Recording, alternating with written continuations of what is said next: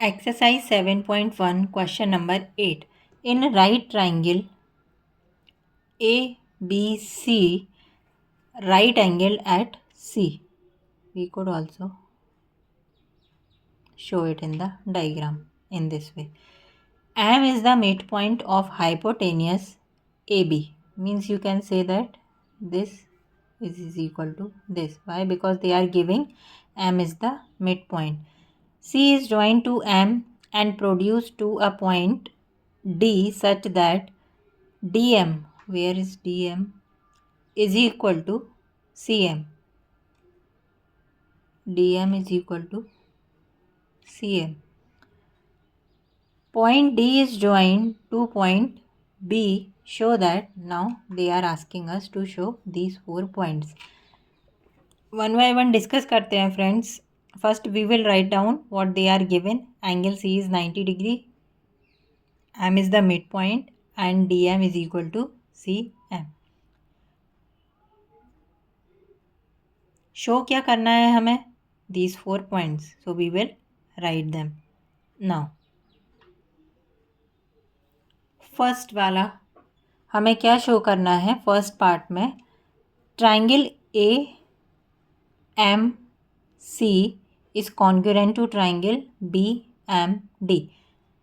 सो सबसे पहले हम वही 2 ट्राइंगल्स ले लेंगे. इन दोनों ट्राइंगल्स में you can see friends D M is equal to C M. They are given. B M is equal to A M. Why? Because M at the mid point. ये दोनों एंगल आपस में equal हो जाएंगे. The reason is vertically opposite angle. So by SAS congruency rule these both triangles will get congruent. So this is first one. Second हमें क्या बोल रहे हैं? ये प्रूव करना है कि DBC is a right angle triangle. ये राइट एंगल ट्राइंगल हम कैसे प्रूव करेंगे? सॉल्यूशन से पहले मैं आपको पहले एक्सप्लेन करना चाहूँगी, क्योंकि हर एक नेक्स्ट पार्ट उसके पहले पार्ट से जुड़ा हुआ रहता है. तो आपको कंफ्यूज होने की ज़रूरत नहीं है. Just try to find out the solution by using the first part. आपने इन दोनों को कॉन्ग्रुएंट कर दिया एंड थोड़ा सा आप सोचना कि किस तरीके से हम ये 90 प्रूव कर सकते हैं. ये हमें 90 दे रहे हैं ऑलरेडी. ये दोनों कॉन्ग्रुएंट हो गए. यू कैन सी ये वाला एंगल, ये वाला सी कॉन्ग्रुएंट हो गए. मीन्स ये एंगल इसकी इक्वल हो जाएगा CPCT से. ओके. अब अगर ये एंगल इक्वल हो गया तो ये दोनों अल्टरनेट एंगल्स भी हैं. अगर अल्टरनेट एंगल्स हैं इट मीन्स DB पैरेलल हो गई हमारे AC के. अगर ये दोनों हमारी पैरेलल हो गई, ठीक है. नेक्स्ट हम क्या करेंगे? अगर ये पैरेलल होते हैं तो हमारे को इंटीरियर एंगल्स का सम क्या हो जाता है? 180 डिग्री. ये 90 है तो ये भी क्या हो जाएगा? 90. अब मैं आपको एक्सप्लेन करती हूँ. ये वाला एंगल इसके इक्वल हो गया बाय CPCT से. इट मीन्स DB पैरेलल हो गई AC के. क्यों? The reason is alternate angles are equal. Alternate angle कौन से? दीज. अगेन मैंने अभी आपको एक्सप्लेन किया. Angle C angle B 180 degree के इक्वल हो जाएगा. वाई? बिकॉज अगर लाइंस पैरेलल है तो को इंटीरियर एंगल्स का सम 180 डिग्री होता है. This is 90 degree, this is 180. We will get angle B is 90 degree. So now we will use the language of our question what they are asking. They are not asking us to show angle B is equal to 90 degree. We will write this statement. Angle DBC is a right angle. So ये हमारा part second है. Now move करते हैं आगे part third पर. Third में वो हमें DBC मीन्स ये जो बड़ा वाला ट्राइंगल है ACB के कॉन्ग्रुएंट प्रूफ हमें करना है.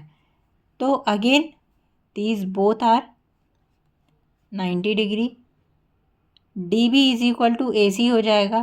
DB AC के इक्वल हो जाएगा. वाई? बिकॉज ये दोनों ट्राइंगल हम इस पार्ट में कॉन्ग्रुएंट प्रूफ कर चुके हैं. अगर 2 ट्राइंगल्स कॉन्ग्रुएंट होते हैं तो हर एक करस्पॉन्डिंग पार्ट इक्वल हो जाता है. तो DB is equal to AC.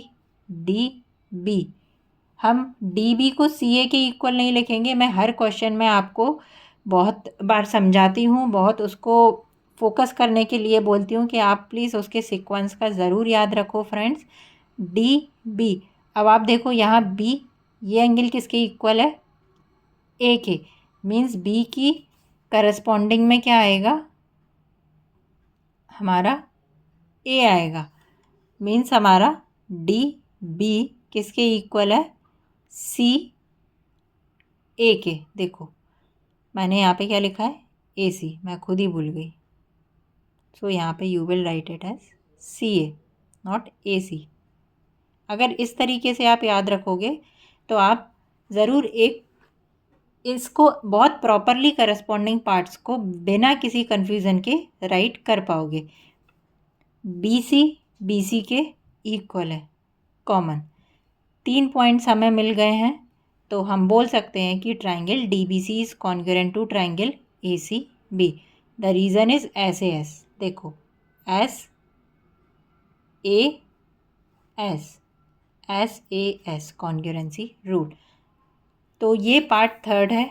Next part fourth देखते हैं। पार्ट 4 में देखो हमसे क्या पूछ रहे हैं? C M is equal to half of A B. तो इसको मैं आपको थोड़ा सा एक्सप्लेन करके बताती हूँ। डी सी ए बी के इक्वल है। डी सी कहाँ है? D C is equal to A B. Why? C P C T, we have already made these two triangles equal. So C P C T से ये दोनों ही sides हमारी equal हो जाएंगी। अब डी सी को हम क्या लिख सकते हैं? C M plus M D is equal to A B. इसको हम डिस्टर्ब नहीं करेंगे बिकॉज हमें क्वेश्चन में यहाँ ए बी ही रखना है। सो इसको हमने ब्रेक कर दिया। अब एम डी की जगह हम क्या लिख सकते हैं? C M. वाई? बिकॉज ये हमें स्टार्टिंग में ही क्वेश्चन में गिवन में दे रहे हैं कि D M is equal to C M. C M को हम 2cm लिख सकते हैं। अब 2 हमारा अगर राइट हैंड साइड शिफ्ट होगा तो यहाँ मल्टीप्लिकेशन में, यहाँ उसका डिवीजन में शिफ्ट हो जाएगा। Means C M is equal to half of A B. So this is the last part of this question and I think this is the last question of this exercise. So this is how we will solve this question. Friends just practice this question. Important question है, आपके exam में ये पूछ सकते हैं, पूरा भी पूछ सकते हैं, या पार्ट फर्स्ट पार्ट सेकंड भी पूछ सकते हैं, पार्ट थर्ड या पार्ट फोर्थ ना पूछें, या इसको पूरा ही आपका एक ये 6 मार्क्स का बड़ा क्वेश्चन बन सकता है। सो आप इसको 1-2 बार प्रैक्टिस करो और बस इसको आपको कॉन्ग्रुएंसी रूल याद रखने हैं एंड जो वो गिवन में दे रहे हैं उसी के बेसिस पर स्टेप बाय स्टेप आपको ये क्वेश्चन सॉल्व करना है। Thank you.